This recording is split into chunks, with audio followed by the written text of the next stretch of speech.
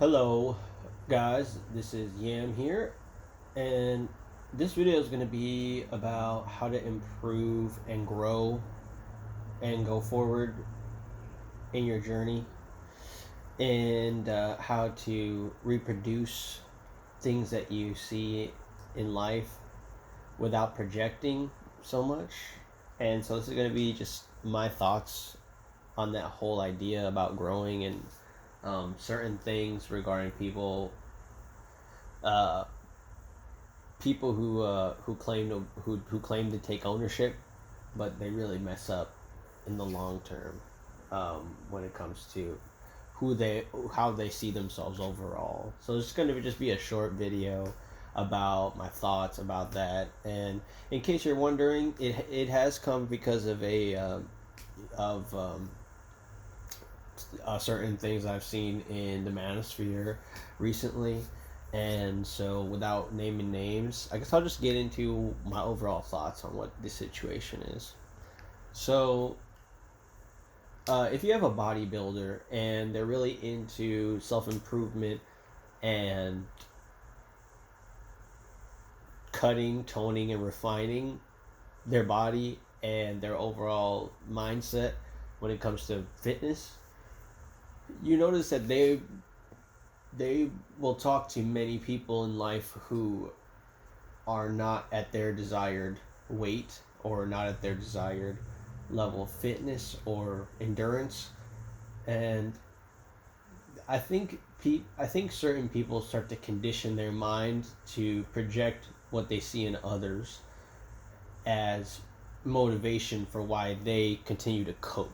And this is something that maybe will come at, like, I guess, as a this is actually something I don't think would really trigger anyone, but for me, that person who works every single day to make up for, I guess, something that they feel like they're lacking, to me, that person, I guess, is less accepting of themselves and who they are than the person who's not at their desired body image. The reason why I believe that is because many people who work out a lot, and I used to be somebody who used to work out every single day for a while, and the people that get involved in that, a lot of times they are coping themselves. They're running away from something, and it might be how they view themselves. It might be how they view other people. But when you're talking to as a person that has those kind of ideals, that ideal body image that they're always constantly striving for, what you have on your hands the is just a lot of projecting, because that person talks to hundreds of people that accept the way that their body looks and are not at all interested in improving any part of it and are satisfied with the way that their body looks. And to them, I guess that translates to a mindset of scarcity. Like, there's no time to change anything about your body. There's no time to. Uh, Whereas they think, wow, I make tons of time to improve on my body and to cut it and tone it and eat the right foods and do this, that, and the other.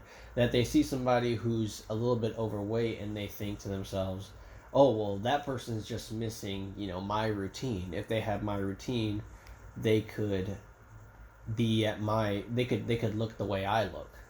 And to me, it's a confusing way of thinking to go down for me, which is why I've quit going to the gym a while ago, because it just didn't feel right. And I still have a gym subscription.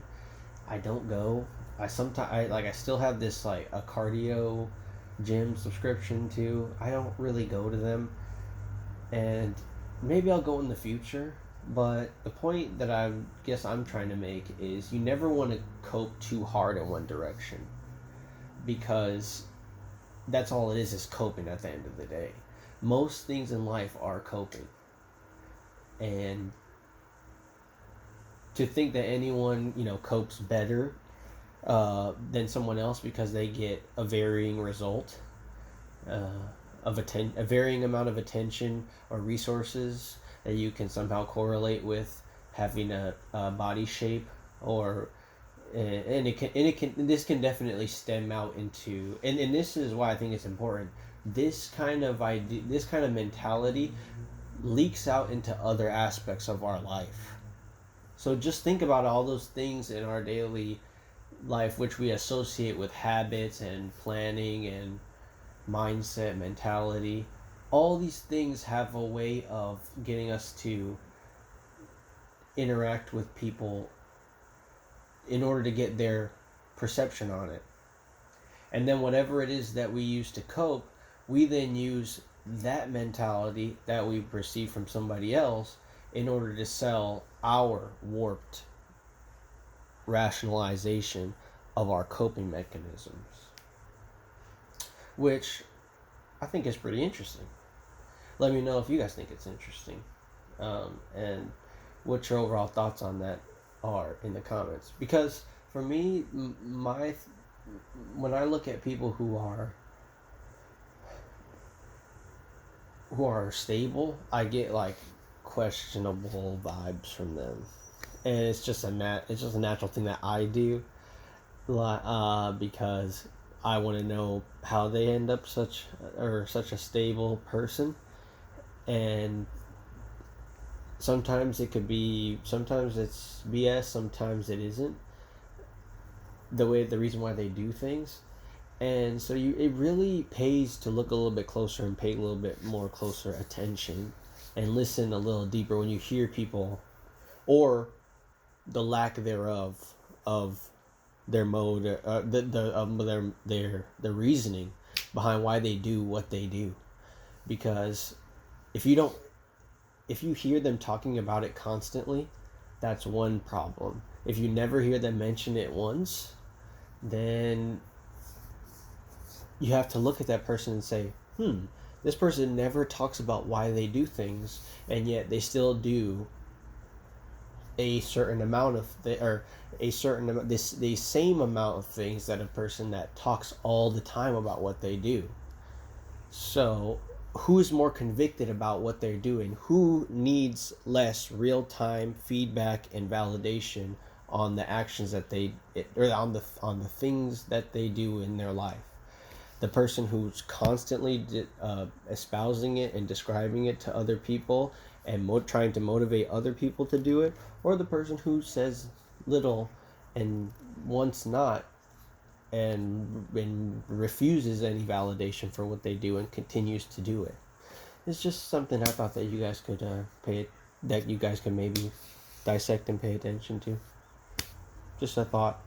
Anyways, the channel's doing pretty good.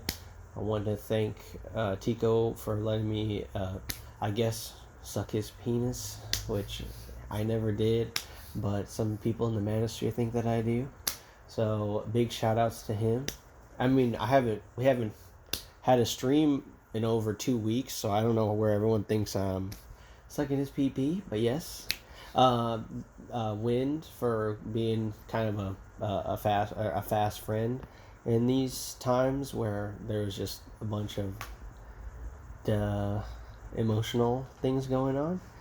And yeah, what about that? I mean, as long as you have those 2 or 3 people that actually make others, and this is going to sound funny, actually make you feel like you don't have to care about what others think,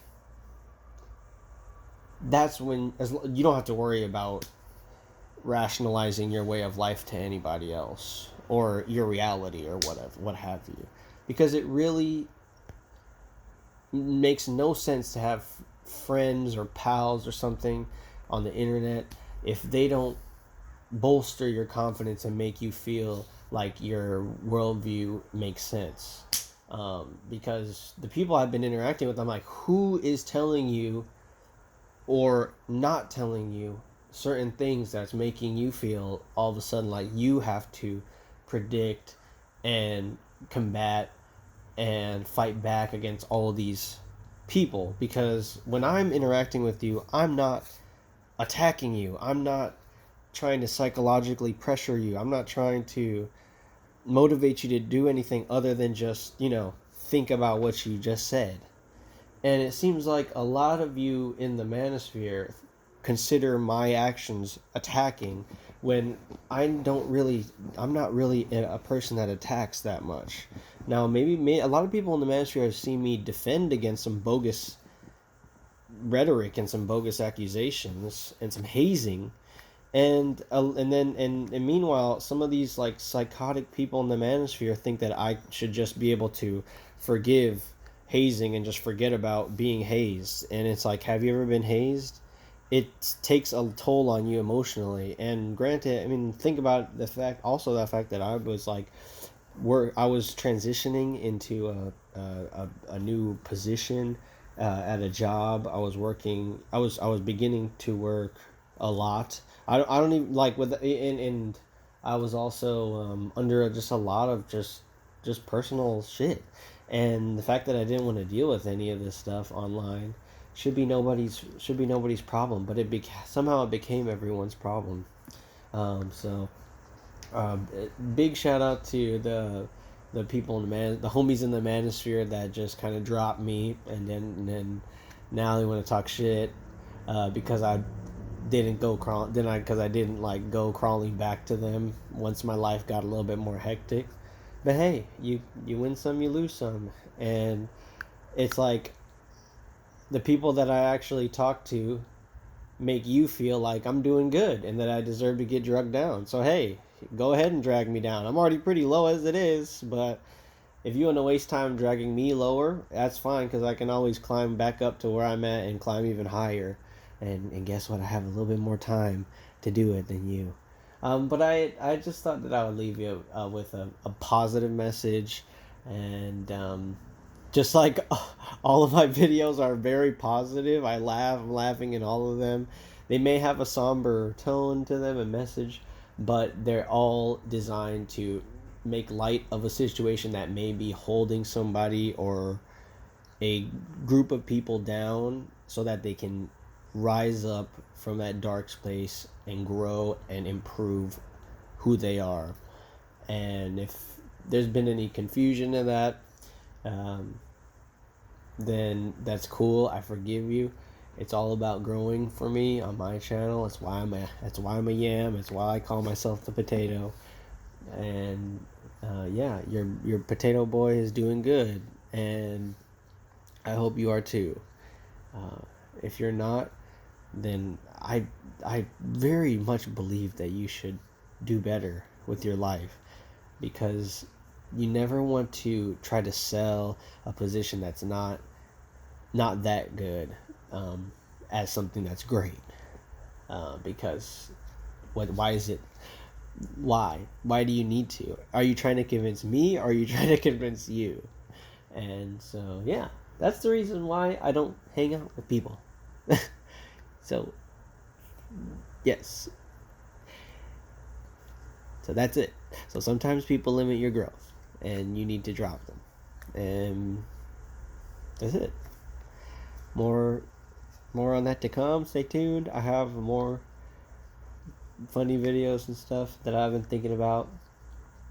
One of them is just this skit where I'm turning in my thesis paper on the manosphere, and they study all the men that I've studied in the manosphere over the couple of years, and it's like my all female colleagues and faculty that are reviewing my thesis are like, oh man, these guys are so these guys are so dreamy. They just make racial comments, and start and like play with their sex dolls online, and are hyper masculine and power hungry men on YouTube. It's just like, and I would like talk about how the trend of YouTube is going up in the female ratio as well. like for female audiences, and they'll be like, wow, these guys seem pretty interesting. It'd be nice to do a case study on them. Oh, maybe I can get one of their numbers. And it's just like, it's a weird dream of a skit that I have, but where it's just literally the drama in the manosphere is so crazy that you can't interact with them without getting drug into it. It's wild. It is wild. The stupidity that happens when good men, just start getting into a group. The kind of things that they'll do, and it's, I don't know. It just, when I ask questions, I guess it creates content where there was none. So I'll continue to ask questions, and I'll continue to ask you if you have any questions.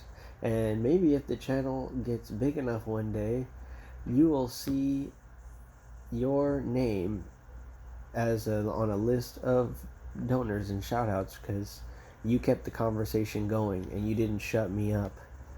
Because that's one thing I hate, or that's one thing that I fear, is that, I'm never gonna be able to talk and share what I have to say, and then it'll just be, oh, then I'll just die. And that, some people just do that. They go their whole life being silenced, and then then they never get their viewpoint out.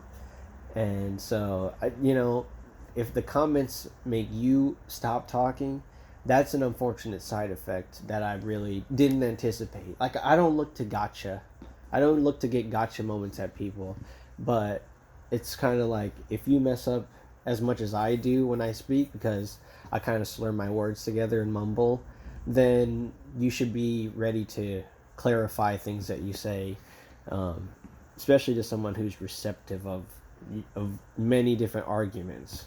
Like I said, I don't go into a conversation just to trap people. Most of the time, if I do trap anyone, it's myself for the greater good, And I try not to talk directly to people that I have issues with, because I know I might try to do some sort of mental manipulation on them, and I'd rather not. I'd rather spare them that and just, kind of turn it back in on myself. But that was just a quick video, kind of rambled on a little bit too much, but yeah, I just thought that a few people would appreciate a little bit extra, because I got enough yam to go around, baby. That's right. If I'm on True Sherm, or if True Sherm has a Shermanation, I'll be on it, because I guess I'm sucking his dick too. So everybody on YouTube will be women or LGBT at some point. So I don't know where all of this shaming is coming from, guys. Like, calling my personality on YouTube that makes friends with other content creators gay. It's just, okay. If you want to say that, I mean, just go. I guess what people are trying to say is there's like a masculine way of making friends and a feminine way of making friends. It's just friendship to me. It doesn't matter what your disposition is. But hey, this is all stuff that can be debated in my comment section that I'm taking up time right now to tell you. So I'm just gonna end it here. It's going good in the Yam, or it's going good with Yam. Just in case any of you guys are wondering. And yes, the Ticosphere lives on, everybody. Way better than the Manosphere. And so yes, keep on trucking. This is Baron Yam.